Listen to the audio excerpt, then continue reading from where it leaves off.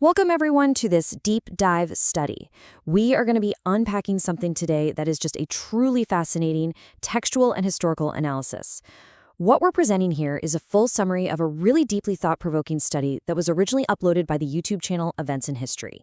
And just as a quick reminder, right at the top here, if you want to review the original source material for yourself, which I highly recommend, a link to that exact source is provided right below.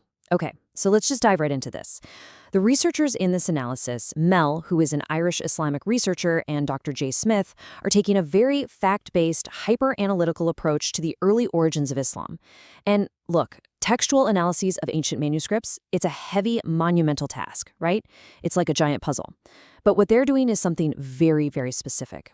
They are entirely setting aside all of the later traditions, and they are looking strictly at the earliest layers of the Quranic text to ask one simple question. What did it actually mean in its original 7th century context? So here is our roadmap for this study. We're going to start with the central question, then we'll rethink the name's linguistic roots, dive into Surahs 47 and 48, follow that up with Surahs 33 and 3, and then finally wrap up with the massive implications this has for history. All right, let's kick things off with Section 1, the central question. Okay, so this right here is the absolute core premise of the study. The standard Islamic narrative basically assumes that the 4 explicit mentions of the word Muhammad in the Quran refer to the prophet from Mecca. But what if they don't? I mean, what if, as these researchers are arguing, those 4 specific verses actually point directly to Jesus?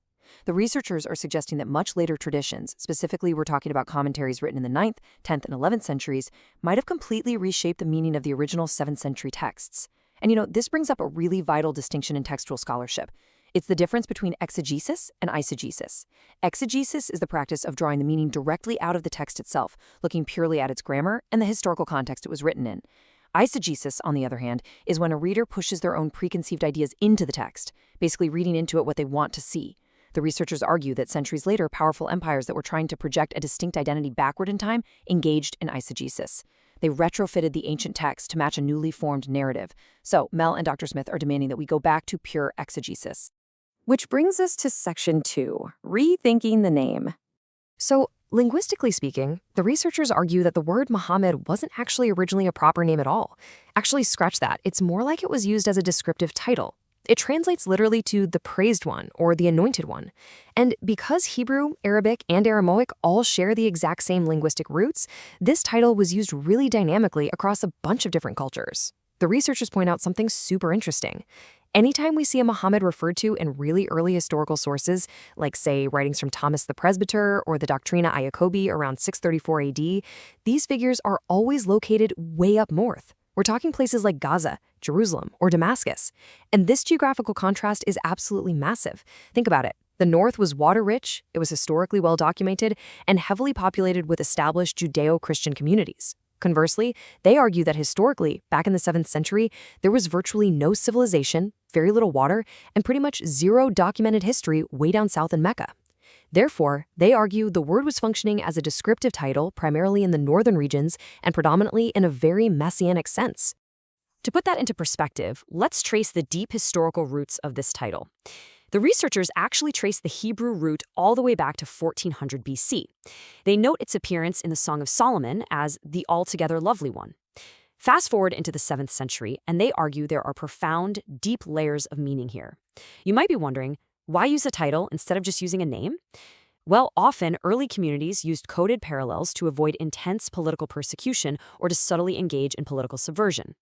A title like the Praised One might have been used for contemporary messianic figures of the day, like the exilarch Nehemiah ben Hushiel, who conquered Jerusalem in 614 AD. But crucially, the researchers in this study argue that when we look at the specific biblical layer of the compiled Quranic texts, this title of the Praised One was primarily understood by the Christian church of that specific era to refer directly to Jesus himself. All right, let's start looking at the textual evidence. Section 3, analyzing Surahs 47 and 48. So here is the first of the 4 classic verses we're looking at, Surah 47, verse 2. It speaks of believing in what has been sent down upon Muhammad, and then it states that he removed from them their sins and amended their conditions. Now, Mel Rajia points out a massive theological red flag here if we just assume this is talking about the Arabian prophet. In the fiercely monotheistic Abrahamic traditions of the 7th century Middle East, the authority to forgive or to remove sins, that was exclusively held by God, or a divine intermediary like the Messiah. Absolutely no mere mortal, not even a highly revered prophet, possessed the theological weight to literally remove the sins of other people. Even established Islamic tradition doesn't claim the Arabian prophet could remove sins. So as you can see, this creates a severe contradiction if we try to apply the standard narrative to this text. But when we place Surah 47:2 right next to the biblical Gospels, the parallels are pretty striking. In Mark 2:10, Jesus explicitly states that the Son of Man has authority on earth to forgive sins. Furthermore, Matthew 4:17 describes Jesus preaching repentance to, quote, amend people's conditions. Now, the study does acknowledge that while the Quran might be reflecting a somewhat non-Orthodox Christian view of Jesus, perhaps an Aryan perspective, the physical action of removing sins still firmly connects this passage to Jesus. Arianism, just for context, was a really prominent theological framework at the time. They believed Jesus was highly, highly revered, perhaps as the absolute ultimate created being or prophet, but they didn't view him as strictly co-equal and co-eternal with God the Father. This Aryan view actually perfectly bridges the gap between Christian and Islamic understandings of Jesus. But the point is, even in that slightly different theological light, the historical and theological profile of the one who forgives sins points directly to Jesus, for sure, and not the prophet of Islamic tradition. This theological profile just builds even further when we get to Surah 48, verse 29. The text mentions Muhammad, messenger of Allah, and those with him, and then it specifically describes these followers by saying, that is their description in the Torah, and the description in the Gospel is as a plant which produces its offshoots. The researchers ask a really logical question here. Who exactly are the followers of the Gospel? Well, the natural answer is Christians. Early Christians did not follow the Arabian prophet, they followed Jesus. Furthermore, Mel points out that this agricultural imagery used here, a plant producing offshoots, sowing seeds, the harvest, that is a direct reference to the absolute hallmark signature of Jesus' teachings. Parables of seeds and offshoots were literally the primary way Jesus communicated in the first century Levant. By connecting the literary style of the text, not just the content, to the biblical parables of the sower found in the Gospels, the researchers argue this verse is firmly, deeply rooted in the narrative of Jesus and his early followers. Moving forward, let's look at the remaining texts in Section 4, analyzing Surahs 33 and 3.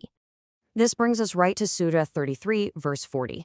Now, this is a very famous verse, but the study's researchers highlight a completely critical nuance in the Arabic translation. It is remarkably easy for later English translations to kind of obscure the original historical meanings, which is exactly why going back to the foundational grammar is so vital. The text often gets translated into modern English as Muhammad is not the father, but Mel emphasizes that the original Arabic clearly, unmistakably denotes the past tense. Muhammad was not the father of any of your men. And that past tense phrasing, it kind of changes everything. It speaks of a past event, an already completed life, not a contemporary 7th century figure who is alive at the time. Furthermore, the analysis argues that this description fits Jesus flawlessly. Think about it. Jesus was famously celibate. He never married and literally was not the father of any men. Conversely, the established Islamic tradition clearly states the Arabian prophet did, in fact, have children. Add to this the title Seal of the Prophets. In the Syriac Christian traditions that were incredibly prevalent across the Middle East during this era, Jesus was widely known and referred to as the Seal. He represented the final public revelation, the Word made flesh, making him the absolute ultimate seal of prophetic succession.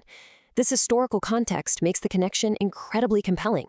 Now we arrive at the fourth and final verse, Surah 3, verse 144. It reads, Muhammad is not but a messenger, so if he was to die or be killed, would you turn back on your heels to unbelief?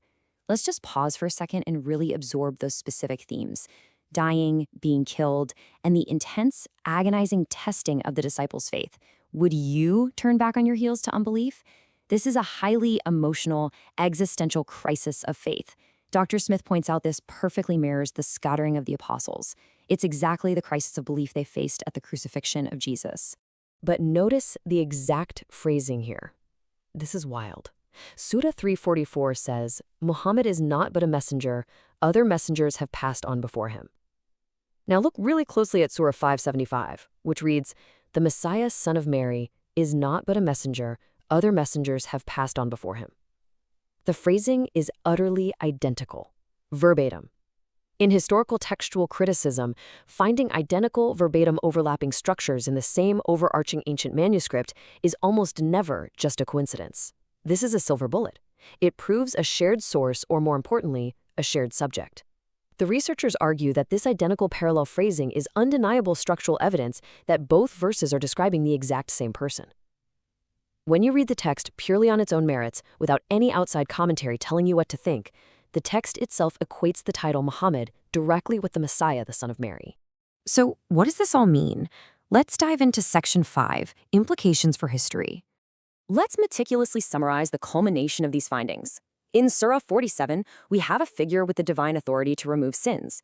In Surah 48, this same figure is deeply associated with agricultural parables of seeds and the followers of the gospel. In Surah 33, the figure is described in the past tense as someone who is never a father to any men. And finally, in Surah 3, the figure is described using the exact same Arabic phrasing applied verbatim to the Messiah, Jesus. When we strictly practice exegesis, literally pulling the meaning directly from the 7th century text itself without forcing 9th century traditions onto it, every single piece of evidence points squarely to Jesus. And this presents a profound theological and historical dilemma. As the source material points out, if you remove these 4 verses from the equation, there are actually no explicit references to the Arabian prophet in the Quran. It forces us to ask, were the earliest layers of the Quran understood completely differently by the people who originally compiled them? To understand why this meaning might have changed over time, we have to look at the Abbasid Caliphate in the 9th century. The Abbasids were a massive, sprawling political powerhouse trying to consolidate a huge empire. To truly unify their people, they couldn't simply rely on the older northern Judeo-Christian origin stories. They needed a distinct Arabian identity. They needed an Arabian hero and an Arabian center of the world located in Mecca. The researchers argue that, driven by these massive geopolitical desires of the caliphates centuries later, commentators reshaped the original Jesus-centric meaning of these early texts, essentially projecting an entirely new narrative backward onto the old words. By strictly adhering to the original textual evidence, a completely different historical picture starts to emerge. And that brings us to the end of our study.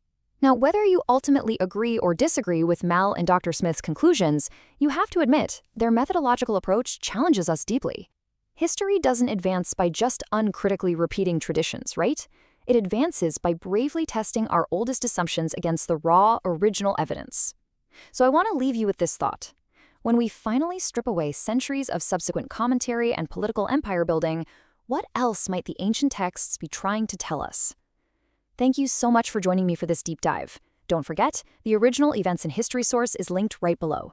Keep questioning, keep learning, and I'll see you next time.